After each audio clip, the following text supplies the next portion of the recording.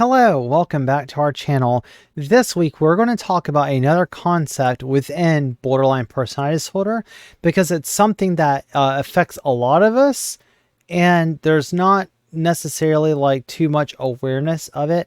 I did recommend in my BPD video that we watch a channel, Dr. Daniel Fox, who does a lot of like stellar content when it comes to BPD. And he has a video on favorite person. I do want to watch his video and then comment on it and react to it from somebody who does have BPD to say like, you know, what we agree with, how we experience it. Figured it might be something fun. And if you are somebody that also is a borderliner, it would be nice to watch together and kind of like, you know, explain like, hey, look, I feel these things too. You're not alone. You're not by yourself. And while clinical videos are great and Dr. Fox is amazing, I notice a lot of times some people will feel a little bit more comfortable if it's like, hey, look, I experience this too. This is how I experience it. And we'll talk about some of our struggles with this concept because favorite person is is such a core issue that we have to deal with. And it sounds like kind of silly or whatever. So favorite person, you mean like your best buddy?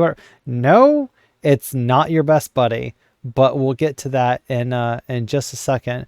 Have the extra light because I mean, we're dressed in all black. And I gotta say, we look pretty fucking good in all black. What do you think? We got the more of the classic mask on, doing some of the feathers and stuff, but you know, it's all good. So moving on to Dr. Daniel Fox's video. This is favorite person and borderline personality disorder. He is, of course, way more knowledgeable about the subject than we are simply because he's been doing this for like 20 years. And he's going to talk about a bunch of different aspects of it, but we also definitely want to add our commentary and just, you know, point out here and there how this affects us and how we kind of imagine it affecting some of the people in the audience if you also have BPD.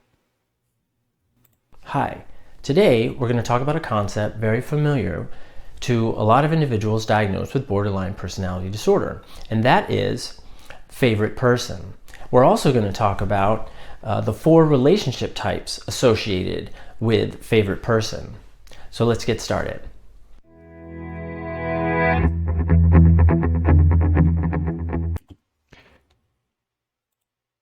Yeah, favorite person, not just your buddy, not just somebody that that you're gonna want to hang out with. It's way more impactful for us than that. Is different than a best friend. Okay, so a best friend, these are people that you love and count on. But a favorite person is someone you have an emotional dependence on, someone who can make or break your day. So this is an individual that provides a sense of emotional validation. Okay? For us, it has been crucial to set boundaries with favorite people. From what we understand, a lot of borderliners tend to have like a couple of favorite persons, like maybe 2 at a time. Adding DID on top of that, some of our various alters can also have their own favorite people, and that has been a nightmare to deal with. However, we have become a lot more aware when we feel this emotional intensity towards someone else. And we generally make it very clear to them, listen, we struggle with BPD. We feel an intense connection to you. We want to make sure that you set boundaries and we're going to try to respect those boundaries and we're going to try to also keep those boundaries. But just be aware that we are very attached to you in this type of way. And it clarifies where you are emotionally. A lot of times it can give people along the borderline spectrum this sense of security, safety, understanding, but not always. And let's talk about the 4 relationship types first. Okay? So 4 different manifestations of favorite person. It is not nearly as simple as a lot of people would lead you to believe. And yeah, if one of our favorite persons compliments us, tells us something nice, it will, like, all of our problems seem like they just go away, and it makes us intensely, our entire day might be great if we had one good conversation with a favorite person. If a favorite person says something negative to us, or we perceive it as negative, then it can make your entire day awful. You can spiral. It's not good either way. First. Okay. So the first one, I call this the roller coaster. And this is where you shift between idealization and devaluation. And this is when anything changes. It could be that a favorite person's, the tone of their voice, their body language, not responding to texts in an anticipated amount of time. And the shifting only goes between the two extremes. Right. This is what we were talking about before, the splitting, black and white thinking. That's manifesting in this type of FP relationship. Man, I'm so tired. Okay. It's like that you're happiest when they tell you that they love you and they are there. But when they're not, or you perceive that there's an issue, you go to the complete opposite. You go to that sense of maybe self-harming, suicidal thoughts, when anything changes unexpectedly. So it's that roller coaster, it's that emotional roller coaster that you experience. It sucks. I hate it, but it's something that we've learned to cope with, and that's just how it has to be. However, some people have found ways to get rid of FP relationships or not have them entirely. Some people might like self-isolate to not do those sorts of things. We would not do that. Self-isolating just to protect yourself from FP relationships, it's probably not healthy either. And we should seek a way to balance this out. Another relationship type with favorite person is called distorted others. Now this is it's a platonic sort of love that you have for this individual. Now you might not even know the person very well, but you still idealize them so much, you hold them in such high esteem, you create your own image of who they are, what you expect they would be like. So for you, they become exactly what you need. So you build up this concept of this distorted others, because one of the problems for us, we do experience this one, and one of the problems is that like our sexuality, we're also demisexual. So not only do we feel attraction toward our friends as we become better friends with them, like we can't feel attraction for somebody unless they are a friend.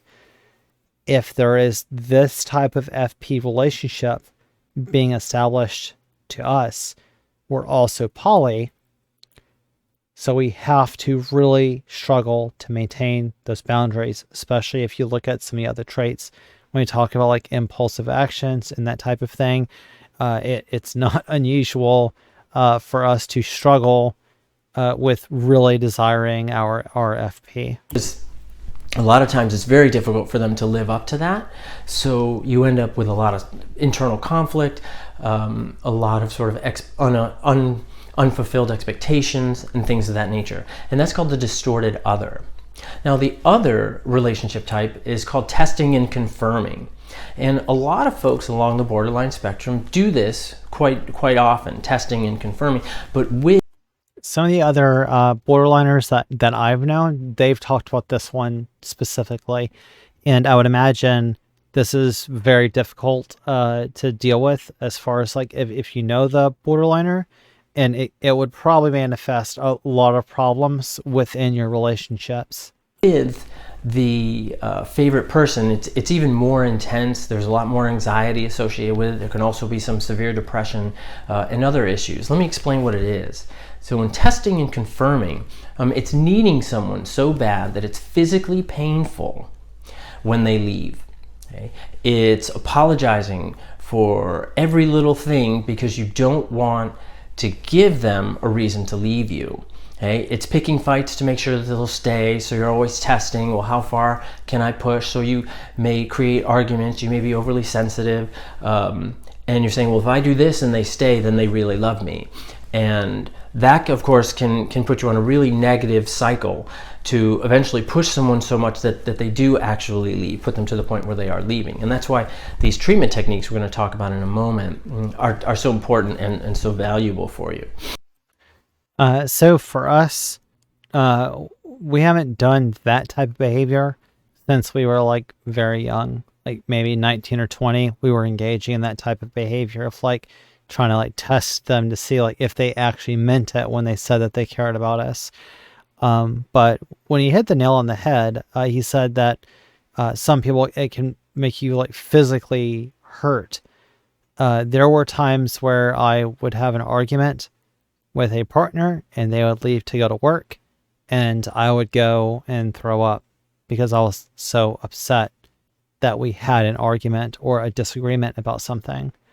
Or I would fall into like a very deep depression very quickly. And it was very difficult to get out of that because I knew that my FP was upset with me.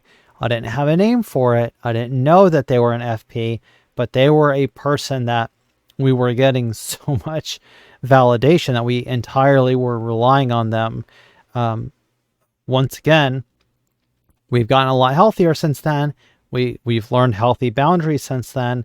And also, when we feel like we are getting that strong of a connection with somebody, we usually go ahead and let them know, like, hey, I'm a borderliner. You should be aware of favorite person relationships. I'm afraid that this is kind of like where it's getting, because a lot of times the person that we develop the FP relationship with, a lot of times they think that we're just really good friends, and that's how they feel about it. When we feel like a much, much deeper connection, saying that this person is a best friend to you would be an understatement. To give you an idea, if you loved a spouse and you like really were in love with them and you had like very strong feelings, it was your wedding day, and you're so just glowing and happy and in love with them and happy to be there with them, that type of intensity, not the idea that you're married to this person, but the appreciation and the love that you have for your FP can be that intense, where you literally feel grateful just to have them in your lives, and you're just glowing every time you think about them. Now, the last type of relationship that you can have with your favorite person is that missing internal part. So they're external. Okay. So what this is that this has been described to me by a client who said that they're like my drug. Whenever I get their attention, I'm happy for a while. But when I don't, it's like the world's falling apart and I don't know what to do next. They're that missing puzzle piece. Okay? And it's that missing internal part that you're looking for externally to give you that sense of completion. Now, here's the thing about the 4 relationship types. Yeah, so the last one, I don't know if I've experienced it to that extent, but we have felt before, and this is again when we were in a much more unhealthy state, we felt like we were broken and that this person could help us, or that we were not complete without them. And for a very long time, we really believed in this idea of like some type of soulmate or something, like somebody, like it would be this perfect relationship. And I don't know if you could blame, I know conservatives like hate Disney right now, but the happily ever after. We read lots of books, we saw lots of movies, we read, comics and stuff. And this type of relationship was presented in these books. And of course, that's not how most people really are with their relationships. And we were very depressed and upset about that. So for a long time, we were hoping that we would find somebody who would be like the missing piece and actually help us feel whole and not so empty. But we have since matured and recognized that everybody is shades of gray. And no matter how wonderful someone is or how wonderful a relationship is, there's always going to be some disagreements. There's always going to be some friction somewhere, and that's fine. You ought to be different people. They should not conform to every single whim or thought that you have. And you also should feel solid enough internally that you no longer wholly rely on this other person. And the other person might be amazing. They might be fun. They might be great to hang out with, and you could party with them and everything else. That's fine. Just remember that you are fine just the way that you are. You do not have to have someone else in order to be a whole person. Are they mutually exclusive? And that's no, they're not. So you can experience these 4 different relationship types with the same favorite person. But here becomes the issue, right before we talk about some of those treatment techniques. When we expect so much of someone else, there tends to be a lot of variability. And I think if you're watching this video, you probably know what I'm talking about, right? Is that we can depend on people, but it's difficult. And the expectation of 100% dependence and fulfillment becomes very, very difficult. So the best thing to do, and what I do with a lot of my clients that are along the borderline spectrum, is build this sense of empowerment, this sense of self-efficacy. If you've seen my Instagram and Twitter stuff, you've seen... Well, and see, I would also say boundaries. Like that was a big one for us. But I could see like where he's coming from as far as saying like empowerment and stuff, because a lot of people that have borderline were not treated very well growing up.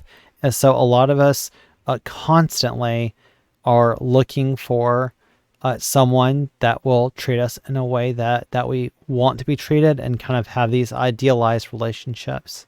Seen that I put a lot of stuff out there about empowerment, about sort of building who you are and growing who you are. And that's the idea. Because this favorite person, although it sounds like that teddy bear that we expect that provides us so much safety and security, when it's someone else, the variability of another human being plays its part as well. So when that becomes really difficult and very difficult to manage. Every trans girl needs her stuffed animals. I've got my blowhigh over there too. Go hug my shark. Let's talk about 5 treatment techniques, ways to sort of manage this concept of favorite person. Okay, so the first one, which I alluded to just a moment ago, is finding a transitional object. Now, what is a transitional object? A transitional object it could be something that you grew up with. It is an object. It is not a living person. It is an object that means so much to you, that maybe you put a lot of emotion in. For example, when I was 15, 16 years old, my dad gave me this. It was a little pocket knife, and it was a Roy Rogers and Traeger pocket knife. A lot of you may not know who that is. I'm dating myself a little bit, so stay with me if you can.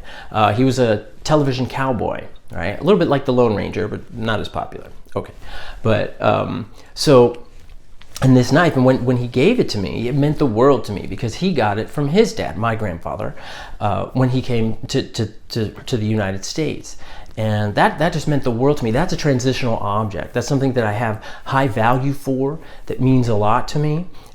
Yeah, so your blowhigh, your stuffed animals, and I mean he's using a pocket knife. It's very, very masculine, but that's very sweet.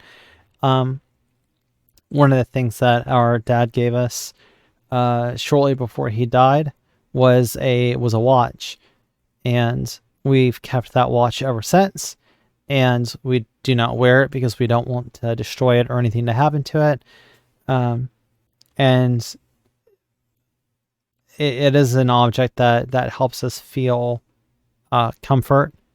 And I think that's the sort of thing that he's getting at. That I have a strong emotional connection to. And when I hold that and I touch that, I really feel a connection to my dad. And do you have a transitional object? A lot of my clients, I'll often ask them, what is your transitional object? And for those who have worked with me, we talk a lot about transitional objects. We build a transitional object. And this is a lot of time, it's a Post-it note. And when we talk about, as we're going through treatment, we talk about some issues and concerns that they have. And what I call core content, these are the things that drive some of those, what are called maladaptive or negative behaviors. Yeah, that's also, he covers that a lot in his books as well. We got transitional objects. So let's move on to the next part. He talks about relationship balance, which is, I mean, this is the goal. I think let's switch back over, because the rest of his video, he's going to talk about trying to balance FP relationships, the importance of doing so. And hopefully we're all aware by this point that it is very important to try and find balance in your FP relationships, so that you're not wholly dependent on this person. You can also use your transitional object if you are feeling overwhelmed, or you are feeling like some type of emotion that you need to get out of you and get into something else. That can be something like your anger or your rage. We also have a heavy bag that we work out on. That way, anytime that if we're having a bad day or we're feeling very intense emotions, we might go and just, beat on that bag and try and relieve some of the emotions that we have. Working out for a lot of people can also help, relieve emotional stress in healthy ways, so that it is a more adaptive pattern, and you're not engaging in the same sorts of destructive cycles that you were before. The other part of this, he talks about mindfulness. He's a huge fan of mindfulness. It's a mixed bag for us, only because there are so many voices in our head. Now, a lot of times when we try and do mindfulness meditations, it's difficult to get them to stop talking to us, or God forbid we dissociate while we're meditating, and then all of a sudden someone has the body off doing something else. So mindfulness was taken from Buddhism, and it's basically like meditative practices where you're trying to feel present in yourself. And it's essentially like, the traditional meditation stance, except you're trying to slow and stop everything. You're trying to become cognizant of yourself within yourself. So that can be becoming aware of your breathing. Don't do it automatically. Like, be aware of your lungs expanding. Be aware of the tactile sensations on your fingertips, or like what your toes are touching. The weight of your clothes on your body. And a lot of times they'll close their eyes and try and slow their thoughts down. Must be nice to have like just a train of thought that you can slow down, and then you can just follow the thoughts as they populate. You're not supposed to be directing them and controlling them, but just be aware as they populate what is being populated. And what do you smell? What do you taste? What are things around you in the room? It's similar to grounding techniques, except it's a deep meditative practice. And there has been a lot of research done into this, that mindfulness does reduce the stress in your body, and it will help you center yourself. It can help manage emotions. And the big thing especially with borderline, it gives us a moment to stop before we react. Because for a lot of us, when we get triggered by something, or if we're mad about something, or whatever it is, we're going to express it right away, when you piss us off, that sort of thing. But theoretically, with mindfulness techniques, the big thing to do is learn to be present and to accept the situation that you're in. You just are in the moment. And then before you react, take at least 4 or 5 seconds to think about the emotions that you're feeling. think about the actions that you want to take, and then imagine, are those actions going to actually like reach a goal that you want, or it's a desired outcome? That's helped us a lot, especially when we were working with other people, and we were in like management roles and stuff. Can't you just imagine me as a manager? But yeah, we had people working under us. We were always like a favorite manager pretty much everywhere we worked. But part of that was, I mean, obviously, sometimes like if people were harassing us or things were getting intense, we might dissociate, and then people mistook that for like unshakable calmness in us. When in actuality, we might be raging on the inside, and we might be thinking of all sorts of things that we want to do to this person. But because we were trying to be mindful, we were trying to keep in mind of our goal in the situation, especially in the workplace. We would try to rationally come to conclusions. And that was one thing that I know I've talked about before, like with skepticism and rationality is, and this is what a lot of people don't realize, when you have done enough introspection, and this is like, I mean, trans people have done deconstructions of their gender and really evaluated that. When you deconstruct your religious views and you really take a hard look at that, deconstruct your political views.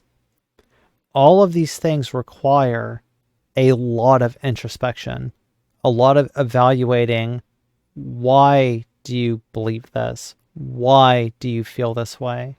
And I feel like with BPD at least, and to some extent DID, we've had to deconstruct how we viewed ourself, so that when we say like the I, what is that referring to? And for us, obviously, it's referring to the different entities that are sharing this body with us. But for your average person, that might manifest in some different way. And deconstructing your identity itself and taking a look at that and figuring out like what makes you tick and why are you reacting the way that you do and everything else. I do think that borderliners, and I mean anybody who has had to deal with mental health struggles, can reach a place that is good, that is healthy, and where you are reacting in ways that are very measured, very purposeful, and with intention, in ways that are not harmful, not maladaptive, and not doing things that are going to harm you or the people that you care about in the end and stop you from reaching the goals that you're aiming for. I hope that this video on favorite person has been elucidating. I love Dr. Fox's work. I'll link his channel in down below. If you want to talk with us on Twitter, if you want to give us your thoughts on any of this stuff, we'll also put our Twitter links down below. We will obviously, we like discussing and debating trans issues. And now that we're being more open about our mental health, we will discuss those topics, but we're not going to debate them.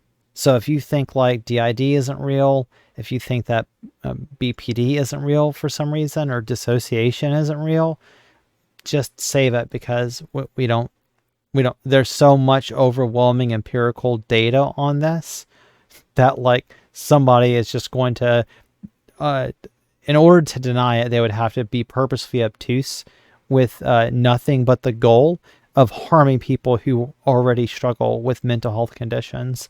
And we're no different. We will not tolerate somebody trying to abuse us for our mental health struggles.